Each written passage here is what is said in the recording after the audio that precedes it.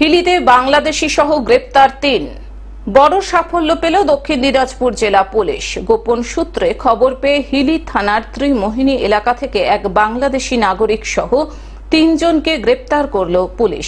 অভিযোগ, শ্যাম কুমার সাহা নামে এক বাংলাদেশি নাগরিক অবৈধভাবে ভারতে প্রবেশ করে বসবাস করছিলেন। তাকে আশ্রয় দেওয়ার অভিযোগে অমৃত দাস নামে এক ভারতীয় নাগরিককেও গ্রেপ্তার করা হয়েছে। এছাড়া ভুয়ো প্যান কার্ড, আধার কার্ড ও ভারতীয় ব্যাংকের পাসবুক তৈরি করে দেওয়ার অভিযোগে অলোক পালকে আটক করেছে পুলিশ। ডিএসপি হেডকোয়ার্টার বিক্রম প্রসাদ এক সাংবাদিক সম্মেলনে জানান, ধৃতদের আদালতে পেশ করা হবে। পুলিশের পক্ষ থেকে তদন্ত শুরু করা হয়েছে। সেই ইনফরমেশনের উপর ওয়ার্কআউট করতে গিয়ে আমরা জানতে পারি শ্যাম কুমার সাহা সে একজন বিডি ন্যাশনাল। প্রায় 4 বছর আগে সে আমাদের ইন্ডিয়ান টেরিটরিতে এসছে অবৈধভাবে। তাকে আমরা ইন্টারসেপ্ট করার পরে থরলি ইন্টারোগেট করা হয়।